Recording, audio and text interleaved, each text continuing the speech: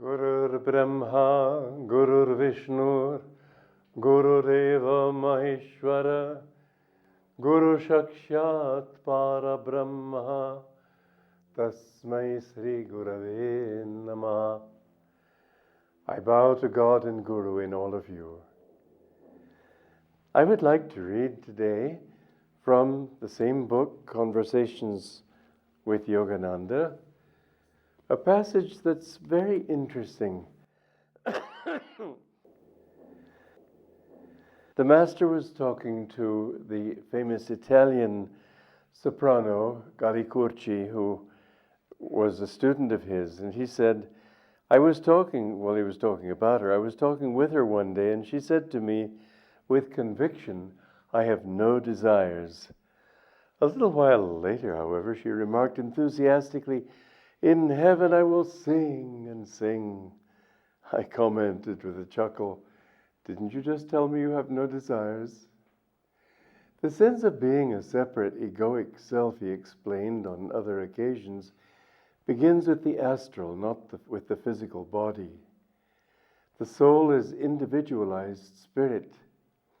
It comes into separate existence with the causal body when the universal I first conceives this particular expression of itself.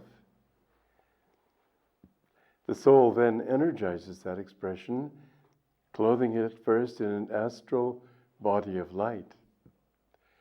When further it assumes a physical body, its appearance of individuality becomes, though still only an appearance, fixed and seemingly permanent. People who think to merge into the infinite by committing suicide only break their outer shell temporarily. They're still locked in the ego, which is implanted in the astral body and is the source of all their troubles. They must return, ego-bound, to the material plane, burdened additionally with their karmic sin. Self-murder is a greater sin even than murder, for it springs from a desire to destroy not only another person's right to live, but life itself. One can never succeed in this attempt. Life is God, and God is life. The mystery of death is something that surrounds us always. What happens when we die? We don't all go to heaven for certain. A criminal isn't going to find himself suddenly sprouting wings. People go where they belong according to their own karmic tendencies. Most people who are worldly, as Yogananda explained, go into a sort of a gray mist. That world isn't real to them. This is their real world. I can just imagine a typical person who's argumented, let's say a woman who loves to nag and fight and scold, and she'd be miserable in heaven. It would be hell for her because she'd have nobody to fight with anymore. So the thing is that we have to develop some sort of intuitive ability to be able to enjoy the other world. And this intuitive ability comes in various ways, but mainly through meditation. If you have spent a little time even meditating every day, then your intuition is developing to the point where you're more aware of subtle realities. You're more aware of non-material realities. Also the enjoyment of subtle things like beautiful music, beautiful scenery. These are all, well, there are two things really. One is that they're a memory of having enjoyed another world that is more beautiful than this one. And the other is that you become sensitized to the vibrations of that world. Some people, and I used to think this way too, think, well, what a convenience that heaven would be a copy of this world. The truth is, this world is a copy of that world. Everything begins in God, comes down from there. And the realities are the higher, not the lower. The realities are not the grass meadows that we see today. These are physical imitations, lower vibrations of something that already existed in that world. The truth is that when we die, we don't become free. There's an interesting story about I don't remember which of the ancient Indian saints it was. Could have been Durvasha, I'm not sure. Anyway, he was giving and serving other people, not the angry one as we know from legend. And at a certain point, an angel came down from heaven and said that you've achieved such human perfection that I have come in this chariot to take you up to heaven in your physical body. Well, you know, you can't go to heaven in a physical body because that's a subtler vibration. This vibration, well, you could put it in a humorous way and say that you'd go through the floor. But the truth is that the astral world is a subtler region. So when the Puranas talk about these devas coming down in a chariot to bring people up from their physical body, what they really are saying is that you leave your physical body without any consciousness of a break. You are conscious all the way through from physical life into the astral world. Well, he had reached that level of perfection where it was granted to him that he would be allowed to go into that world without any break in consciousness.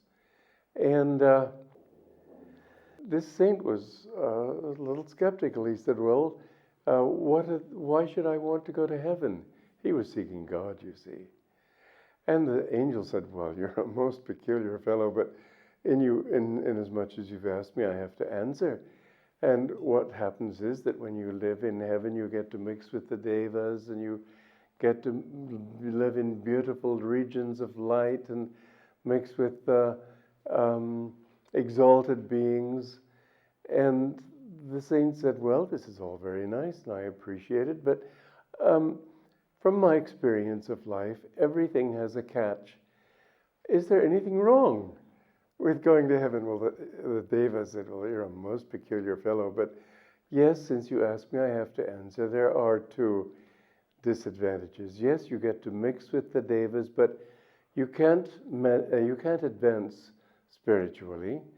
And the reason for that is that you find everything so perfect in that world that you don't have the incentive. Here in this world, you have pickpockets and murderers and criminals and angry people and jealous people and all the mixed bag that you find, and you have a lot of incentive to want to grow spiritually. And people who see the way people behave in this world, which is so unspiritual, it's a constant goad to develop. And in that world, you're mixing with your own kind of people. You go to regions where people have your kind of vibration. It all is so beautiful and so perfect that you can't advance more. You just have to enjoy the good karma that you've already accrued. Then he said there's one more disadvantage, and that is that your good karma that you've accrued on the earth will gradually run out. And just like the leaves in autumn which begin to fall, so your happiness there and your pleasures will gradually diminish, and a certain sadness will come upon you, knowing that you must leave that world and return to this darkened, relatively dark world. And the saint, when he heard this, he said, well, my God, the disadvantages you've outlined are so colossal, I can't imagine anybody in his right mind wanting to go to heaven. He said, isn't there anything better? And the Deva said, well, you're a most peculiar fellow. Nobody ever asked that question, but since you ask, I have to answer. Yes, there is another region higher than that. This is the causal region, where there is no light or darkness, where everything is just bliss. And in that world, you are close to God, and you can advance spiritually, and you can go back to Him. Well, you can advance spiritually, yes, also in the astral world, but you have to be quite advanced in this world. In this case, in the story, the saint said, well, thank you for your kind offer, but I find the disadvantages that you've outlined are so colossal. I prefer to remain here, and because the David had said that if you want to get there, you have to stay here on earth and meditate. And so it has been said in the Shastras that even the Devas want to be able to be born in this world, because in this world is where the real work can be done spiritually. If you want to find God, be grateful for this world. Be grateful for the tests. Be grateful for the hardships and the difficulties. They aren't fun, but that's what helps you to keep growing. Every time your life becomes difficult, don't repine. That's a word that you don't even hear in America or England very often. It means don't grumble. Don't object, but be grateful for whatever God gives you. Don't try to get out of it. I've unfortunately in my lifespan known quite a few people who thought to get out by suicide. That's not the way. You won't get out of anything. You'll just get more bad karma and have to come back here. And in that world, you'll still be yourself. You'll still be facing who you are. And in this world, you'll probably have to go through a certain period of time. For example, it may not be easy to be reborn again. You may be stillborn. You have to reach the point where you treasure the gift of life. And you may go through that experience more than once. And then when you're alive and you're allowed to live, you may die young. Or you may find yourself unable to sleep. Many things will be given to you simply to make you appreciate the gift of this life. Don't grumble. Realize that what God has given you is a very great blessing. Hard, yes, but the blessings of life don't come just on silver platters. I've said this before, and I can say it again with great conviction, that the tests that I have gone through, and I will never go so far as to say, oh, my tests are the greatest. No, I suppose everybody's had the same, but for everybody, they're just about as what you can take. And they've been what I could take. Sometimes they seemed a little more than I could take, but I had to bear them, and so I did. I can say that I'm so grateful for them. Every hardship, every grief, like that song that I wrote in What is Love, every grief, every wrong has its ending in song. Many years ago, somebody said to me, well, you can write happy songs. You've never suffered. I said, it's because I've suffered that I've earned the right to write happy songs. Happiness doesn't come from just everything being blissful and beautiful. Happiness comes from facing what we have to do and remaining happy in ourselves. Don't allow the down periods of life to get you down. Be grateful even for the hardships, and sometimes even especially for the hardships. There's an astrologer in Germany, and she saw my horoscope. Well, in my horoscope, there's a grand cross in the Western system, which has all the big planets in fixed signs, and they're all opposing each other. And she has several times said to her friends, I don't know how he can stand it. You know, I never think of it that way. I was talking with some friend of mine many years ago, and we were talking about the hardships that people go through and so on.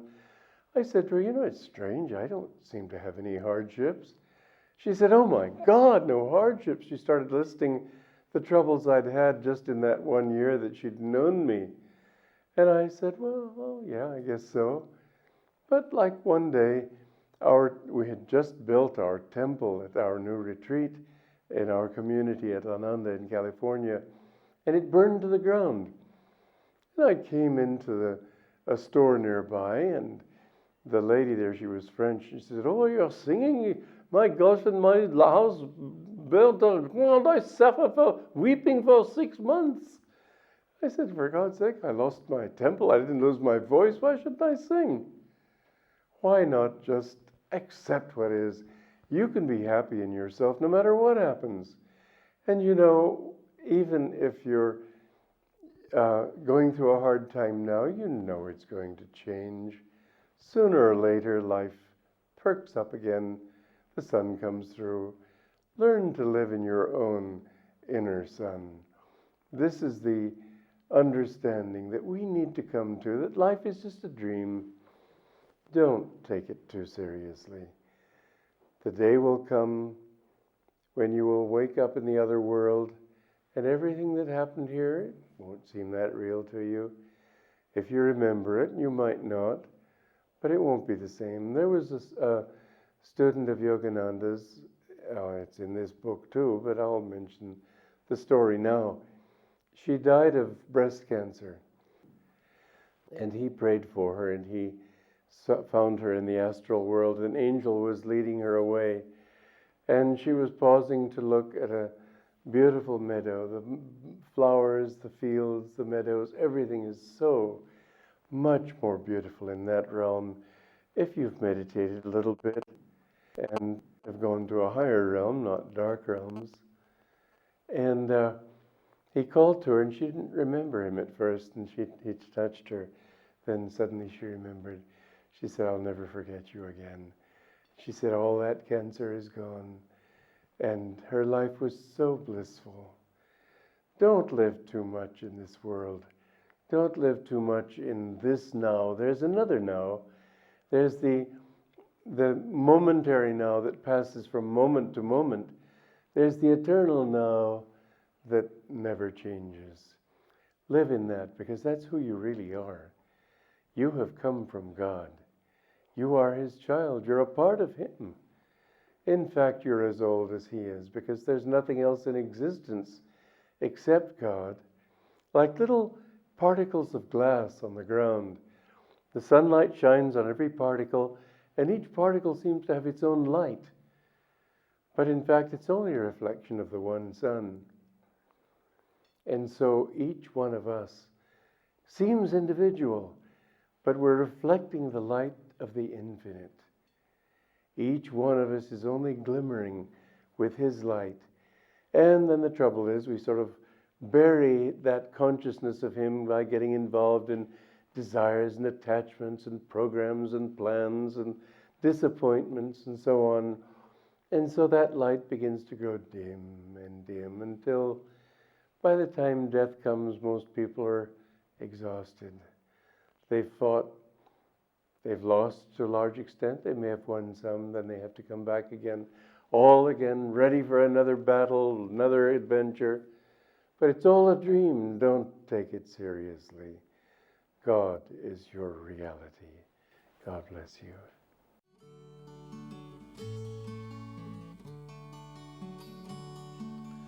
Life is a dream, time like a stream, carries our burdens away. Never despair, joys everywhere, love can befriend you today. Free from all care, like birds on the air, soar above griefs and worries, seek joy and be gay.